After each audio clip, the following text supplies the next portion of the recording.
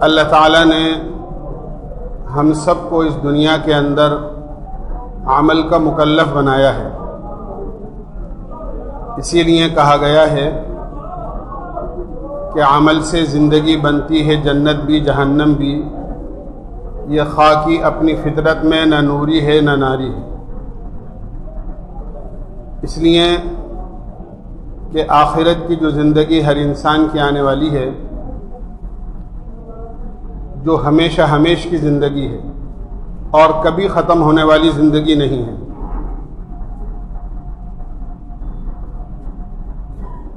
اس زندگی کے اندر آدمی کے جو چیز کام آئے گی وہ ایمان اور عمل کام آئے گا. اس لیے اللہ تعالیٰ نے ہر انسان کو اچھا عمل بنانے کی دعوت اور ترغیب دی ہے اس دنیا کی زندگی میں.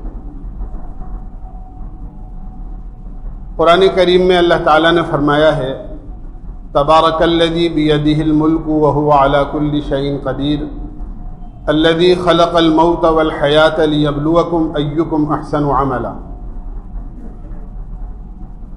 کہ اللہ تعالیٰ نے موت و زندگی کو اس لیے پیدا کیا ہے تاکہ تمہیں آزمائیں کہ تم میں اچھا عمل کرنے والا کون ہے.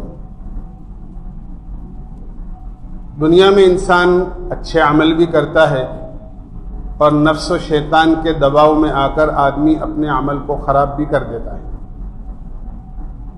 اگر عمل خراب ہو جاتا ہے تو عمل کے خراب ہونے کی وجہ سے آخرت کی ہمیشہ کی زندگی خراب ہو جاتی ہے. اور عمل اچھا بن جاتا ہے تو آدمی کے اچھے عمل کی بنیاد پر آخرت کی ہمیشہ کی زندگی بن جاتی ہے. لیکن آدمی کے عمل کا جو وقت ہوتا ہے وہ اس کے آخری سانس تک ہے. زندگی میں آدمی اچھا عمل کرے، کرتے کرتے اس کے لیے جو عمل کرنے کا چانس ہے اور عمل کرنے کا جو موقع ہے وہ بس موت سے پہلے پہلے کا ہے. اور موت کے وقت میں بھی یہ دیکھا جاتا ہے کہ اس کا آخری بول کیا ہے. اسی لیے روایتوں میں آتا ہے جب کسی کے انتقال کا وقت قریب آئے تو اس کے انتقال کے وقت میں اس کے پاس بیٹھ کر کلمہ طیبہ پڑھو. اس کو کلمے کی تلقین کہتے ہیں. ایک تو یہ ہوتا ہے کہ کسی سے یہ کہیں مرنے کے وقت میں کلمہ پڑھو، لیکن اگر کوئی جاکنی کی حالت میں ہے، نزا کی حالت میں ہے، موت کی تکلیف میں ہے، تو حدیث میں آتا ہے کہ موت کی تکلیف اتنی شدید اور سخت ہوتی ہے جیسے آدمی کو 300 تلوار سے زخمی کیا جائے. یا حدیث میں آتا ہے جیسے کسی کانٹے دار جھاڑی پر ایک ململ کا کپڑا لپیٹ دیا جائے اور اس کو ایک طرف سے کھینچا جائے تو کس طرح اس کا ایک ایک تاغا تار تار ہو جاتا ہے، اس طرح موت کے وقت میں روح جسم سے نکالی جاتی ہے. تو وہ سخت تکلیف میں ہوتا ہے. خدا نہ خواستہ اس تکلیف کی شدت میں اگر ہم نے اس سے یہ کہا کلمہ پڑھو اور اس نے انکار کر دیا تو اس کا خاتمہ ایمان پر نہیں ہوگا. اس لیے اس میں احتیاط بہت ضروری ہے. اس لیے تلقین کے یہ معنی ہے کہ کسی کے انتقال کا وقت قریب ہے تو اس کے پاس بیٹھ کر کلمہ طیبہ تھوڑی بلند آواز سے پڑھو تاکہ وہ بھی سن کر کلمہ طیبہ پڑھنے لگے. یہ اصل تلقین. اس لیے کہ اللہ کے نبی علیہ الصلاۃ والسلام نے ارشاد فرمایا من کان آخر کلامہ لا الہ الا اللہ دخل الجنہ. جس کا دنیا سے جانے کے وقت میں آخری کلام، آخری بول لا الہ الا اللہ محمد الرسول اللہ ہوگا، گویا جنت اس پر واجب ہو گئی اور جنت میں وہ داخل ہو گئے. اتنی پکی چیز. یہ عمل ہے آدمی کا.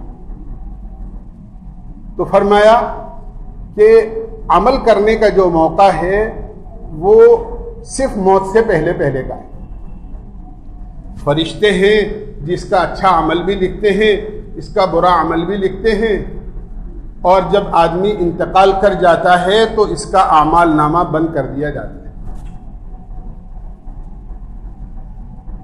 لیکن اللہ کے نبی علیہ الصلاۃ والسلام نے ارشاد فرمایا کہ اللہ تعالیٰ اپنے بندوں پر اتنے کریم ہیں، اتنے فضل والے ہیں کہ مرنے کے بعد بھی کچھ چیزیں ایسی ہیں جن کا ثواب اور جن کا اجر جاری رہتا ہے۔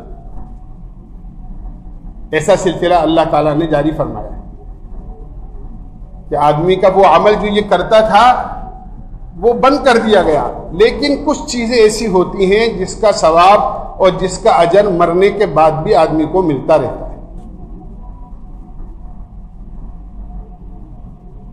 پہلی چیز اللہ کے نبی علیہ الصلاۃ والسلام نے ارشاد فرمایا کہ صدقہ جاریہ ہے، ایسا صدقہ جس کا ثواب جاری رہے، یعنی اس کی افادیت اور اس کا مقصد جاری رہتا ہے تو اس کا اجر اور ثواب بھی جاری رہتا ہے۔ مثال کے طور پر کسی آدمی نے اپنی زندگی میں مسجد میں لوگوں کو نماز پڑھنے کے لیے جانماز بچھوائی، مثال عرض کر رہا ہوں، صدقہ جاریہ کی مثال ہے، تو وہ کپڑا، وہ جانماز جب تک بچھی رہے گی، لوگ اس پر نماز پڑھتے رہیں گے، یہ آدمی دنیا میں موجود رہے یا دنیا سے چلا جائے، اللہ تعالیٰ نماز پڑھنے والوں کو اپنی نماز کا ثواب بھی دیں گے، اور جتنے لوگ اس کی جانماز پر نماز پڑھیں گے اللہ تعالیٰ اتنی ہی ثواب اس دینے والے یا جانماز بچھوانے والے کے اعمال نامے میں لکھتے چلے جائیں گے۔ مثال کسی آدمی نے مسجد میں پنکھا لگوایا کہ اس کی پنکھے کی ہوا کے نیچے راحت اور سکون کے ساتھ جتنے لوگ جب تک نماز پڑھتے رہیں گے، جب تک اس کی ہوا سے فائدہ اٹھاتے رہیں گے، اس وقت تک چاہے دینے والا دنیا میں رہے یا دنیا سے چلا جائے، اس کا ثواب جاری رہے۔ کوئی مسجد بن رہی تھی، اس مسجد کے بننے میں آدمی نے حصہ لے لیا، اب تو اللہ کا شکر ہے لوگ مستقل طور پر اکیلے مسجد بنا دیتے ہیں، بہت بڑے اجر و ثواب کی چیز ہے۔ حدیث میں آتا ہے من بنا للہ مسجدا بن اللہ لہ بیتا فی الجنہ، کہ جس نے اللہ کا گھر دنیا میں بنایا، اللہ تعالیٰ جنت میں اس کا گھر بنا دیتا۔ اس کا مطلب یہ نہیں ہے کہ اکیلے آدمی بنائے، اکیلے بنانے والا کا تو بہت بڑا اجر ہے، لیکن اگر کسی نے مسجد بنتے ہوئے اس میں حصہ لے لیا، اس کی شرکت ہو گئی، تو اس کے حصے کے بقدر اس کا ثواب جاری ہو جائے۔ جب تک اس مسجد میں نماز ہوتی رہے گی تو اس کو اپنے حصے کے بقدر اجر و ثواب اللہ تعالیٰ دیتے رہے۔ اس طرح کی بہت ساری چیزیں ہیں۔ ایک آدمی نے مسجد میں قرآن پاک پڑھنے کے لیے رکھا، مثال کے طور پر، یا کوئی بچہ قرآن پاک حفظ کرنے کے لیے مدرسے میں جا رہا تھا، اس کو اپنے خرچ سے قرآن کریم دلوا دیا ہدیہ دے کر کہ بھائی بیٹا یہ قرآن شریف ہے، تم حفظ کرتے ہو، لو بھائی اس میں حفظ کر لیا۔ یا کوئی بچہ مدرسے میں ناظرہ قرآن شریف پڑھنے کے لیے جا رہا ہے، آپ نے اس کو قرآن پاک دلوا دیا۔ اب وہ قرآن پاک پڑھے گا، پھر لوگوں کو پڑھائے گا، پورا قرآن حفظ کرے گا، پھر رمضان میں پڑھے گا یا روزانہ تلاوت کرے گا، تو اس قرآن پاک دینے والے کو کیونکہ اس کے دیے ہوئے قرآن میں اس نے قرآن یاد کیا ہے، تو انشاءاللہ جب تک یہ سلسلہ جاری رہے گا اس وقت تک اس کے اجر و ثواب کا سلسلہ بھی جاری رہے گا۔ یہ ہے صدقہ جاریہ۔ کہیں پانی کی سبیل لگوا دی، کہیں پانی کی مشین لگوا دی، جب تک لوگ ٹھنڈا پانی پیتے رہیں گے۔ حدیث میں آتا ہے کہ پہلے لوگ مسافر پیدل سفر کیا کرتے تھے، راستے کے کنارے پر کسی نے درخت لگوا دیا تاکہ مسافر چلتے چلتے اس کی سایہ میں تھوڑی دیر آرام کر لیا کریں۔ فرمایا جب تک یہ درخت باقی رہے گا، لگانے والا دنیا میں رہے یا نہ رہے، اس کا ثواب اس کو ملتا رہے۔ کوئی مسافر خانہ بنوا دیا، کسی دینی کام کے لیے اپنا مکان یا زمین وقف کر دی، یہ سب وہ چیزیں ہیں جو صدقہ جاریہ کے اندر شمار ہوتی ہیں کہ یہ وہ عمل ہے جس کا ثواب آدمی جس کام تو ایک دفعہ کر لیتا ہے لیکن ثواب اللہ تعالیٰ اس کا جب تک یہ چیز باقی رہے گی اس وقت تک اس کا ثواب اللہ تعالیٰ جاری رکھے. یہ ہے صدقہ جاریہ. یہ وہ عمل ہے کہ اس عمل کا ثواب دنیا سے جانے کے بعد بھی لکھا جاتا رہے. اسی لیے اللہ تعالیٰ نے ہر انسان کے مرنے کے بعد اس کا حساب و کتاب کر کے جنت و جہنم کا فیصلہ نہیں کیا. ایسا کسی کے ساتھ اللہ نہیں کرتا. ایک آدمی مر گیا چونکہ عمل کا سلسلہ اس کا بند ہو گیا, اس لیے جو بھی جنت و جہنم کا فیصلہ کرنا ہے کرا کے اس کے لیے کوئی بھی فیصلہ ہو جائے. اللہ ایسا نہیں کرتے. ہر آدمی کے جنت اور جہنم کا فیصلہ اللہ آخرت میں اور قیامت میں کریں گے. کیوں؟ اس لیے کہ جب تک دنیا باقی رہے گی اس وقت تک آدمی دنیا میں نہیں بھی ہو تو بعض چیزیں ایسی ہوتی ہیں جس کا ثواب جاری رہتا ہے, تو وہ ثواب اس کے اعمال نامے میں شمار ہوتا رہے گا اور لکھا جاتا رہے گا. اس لیے مرنے کے بعد فیصلہ نہیں ہوتا, فیصلہ آخرت میں ہوگا جب سب چیز ختم ہو جائے گی, دنیا ختم ہو جائے گی. دوسری چیز اللہ کے نبی علیہ الصلوۃ والسلام نے ارشاد فرمائی کہ وہ علم ہے جس کے ذریعے سے لوگوں کو نفع پہنچا کر گیا ہو. ایک آدمی ہے جس نے علم سیکھا اور علم سیکھنے کے بعد لوگوں کو سکھایا, قرآن پڑھا پھر لوگوں کو قرآن پڑھایا,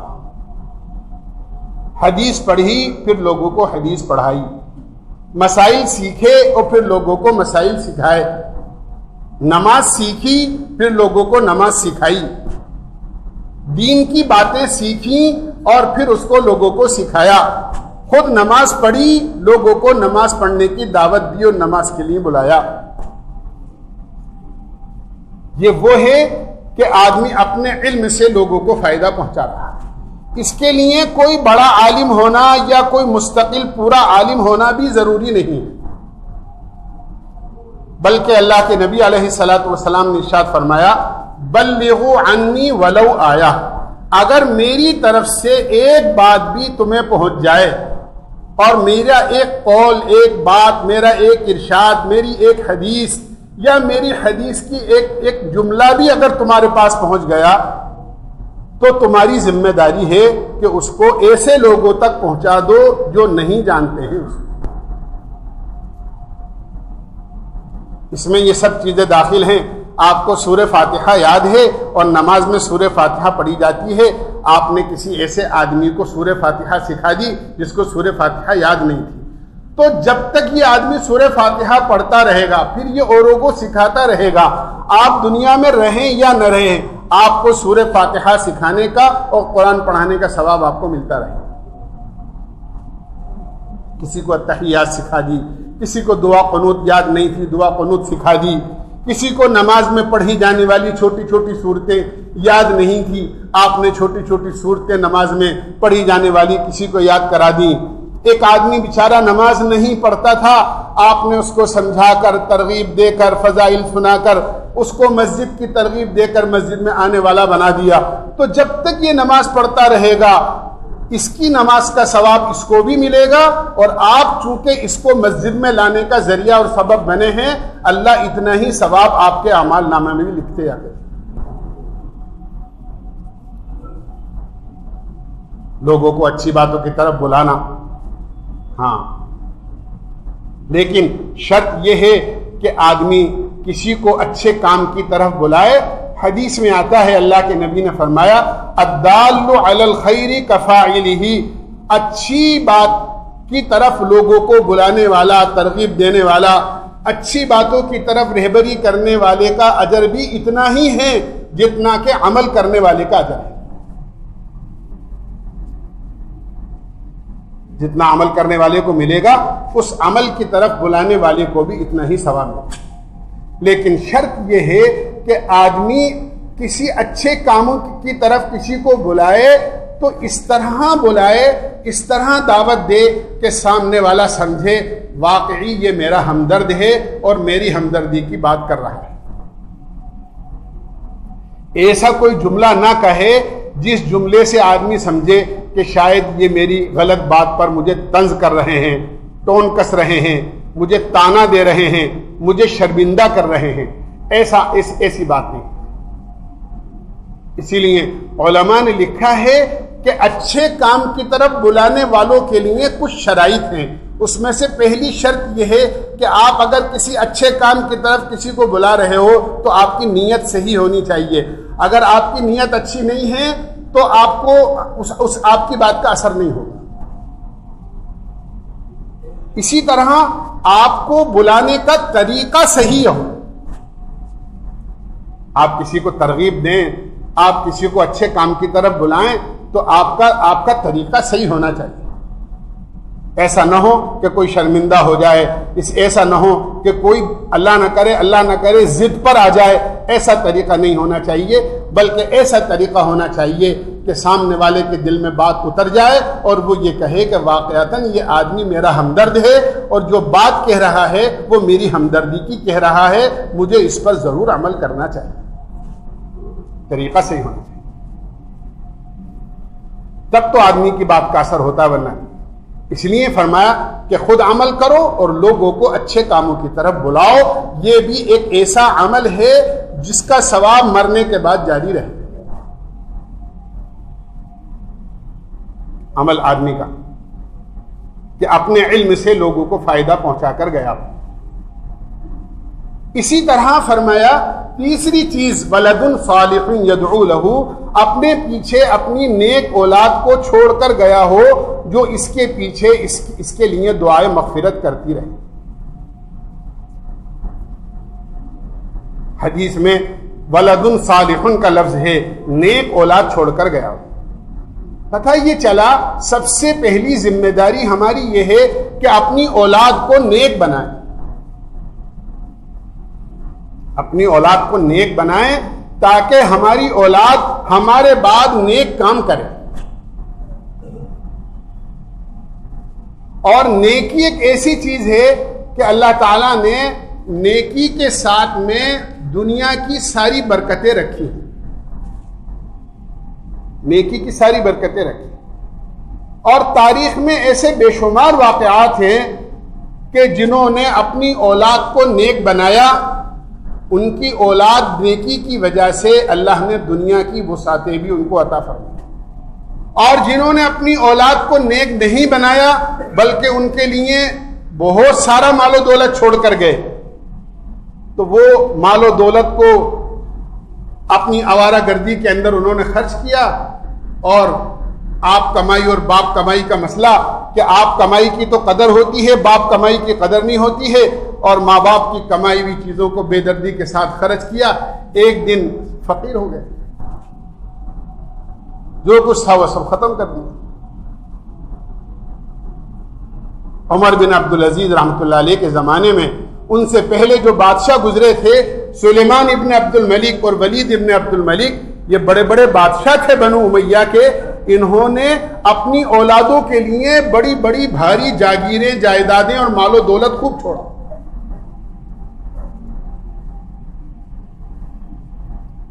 لیکن اولاد کو دیندار نہیں بنایا.